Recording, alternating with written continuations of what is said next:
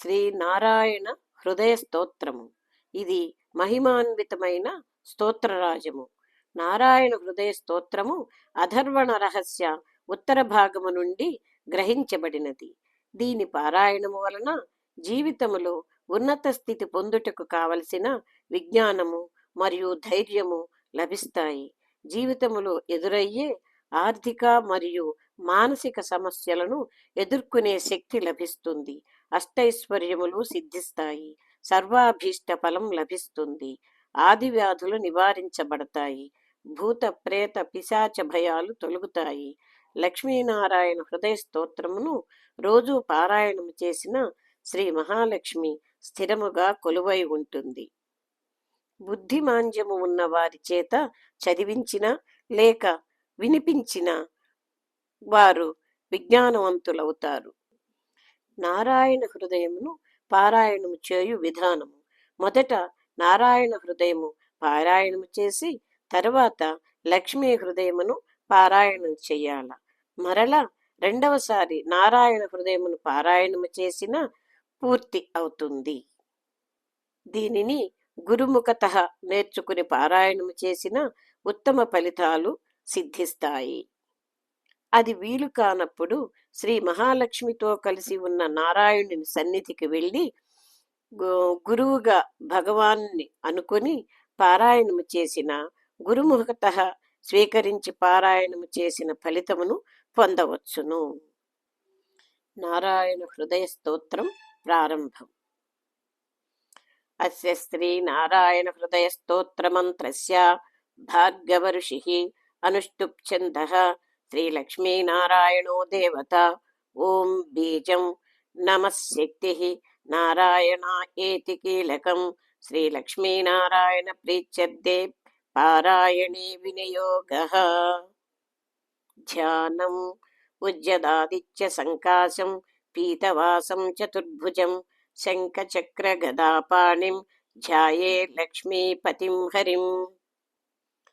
త్రైలోక్యాధార చక్రం తదుపరి కమఠం తత్ర చానంత భోగి తన్మధ్యే భూమి పద్మాంకుశ శిఖరధళం కర్ణికాభూతమేరుం తత్రస్థం శాంతమూర్తిం మణిమయమకుటం కుండలోద్భాసితాంగం లక్ష్మీనారాయణాఖ్యం సరసిజనయనం సంతతం చింతయామి.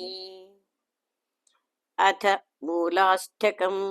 ఓం నారాయణః పరం జ్యోతిరాత్మా నారాయణః పరః నారాయణః పరబ్రహ్మ నారాయణ నమోస్తుతే. నారాయణః పరో దేవో ధాతా నారాయణః పరః నారాయణః పరో ధాజ్యాత నారాయణ నమోస్తుతే. నారాయణః పరం ధామ ధ్యానం నారాయణః పరః నారాయణ పరో ధర్మో నారాయణ నమోస్తుతే.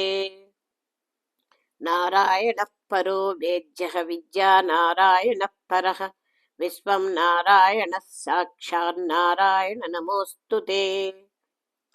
నారాయణాద్వితిర్జాతో జాతో నారాయణచ్చివః జాతో నారాయణాదింద్రో నారాయణ నమోస్తుతే.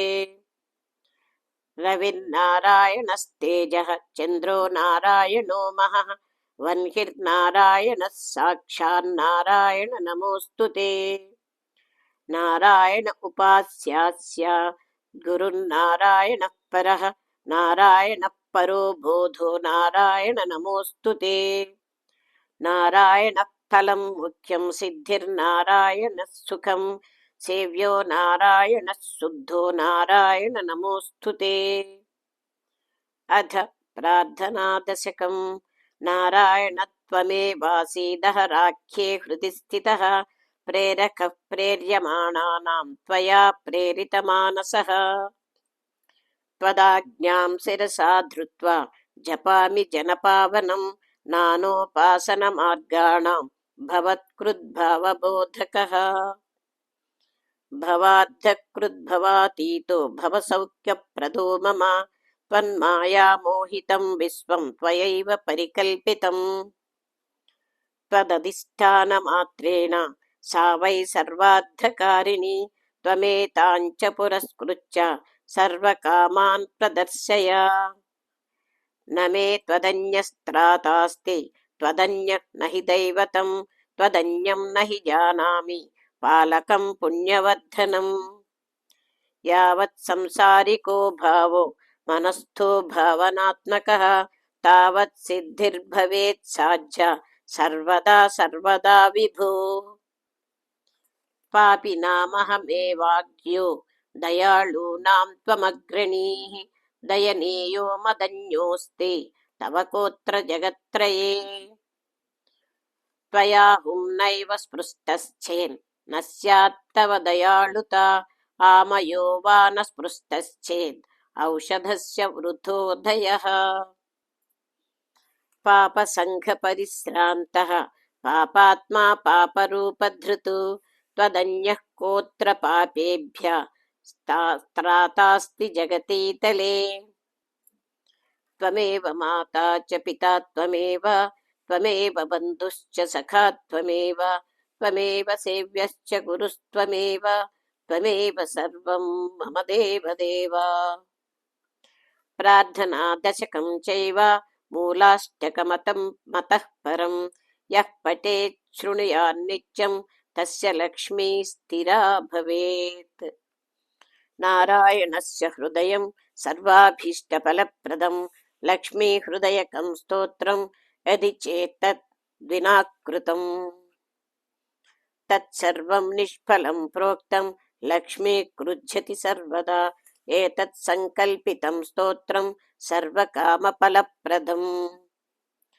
लक्ष्मीहृदयकं चैव तथा नारायणात्मकं जपेभ्यः संकलीकृत्य सर्वाभीष्टमवाप्नुयात्। नारायणस्य हृदयमादौ जप्त्वा ततः परं लक्ष्मीहृदयकं स्तोत्रं जपेन्नारायणं पुनः। पुनर्नारायणं जप्त्वा पुनर्लक्ष्मीनुतिं जपेत् पुनर्नारायणं जाप्यं संकलीकरणं भवेत्। एवं मध्ये द्विवारेण जपेत् संकलितं तु तत् लक्ष्मीहृदयकं स्तोत्रं सर्वकामप्रकाशितम्।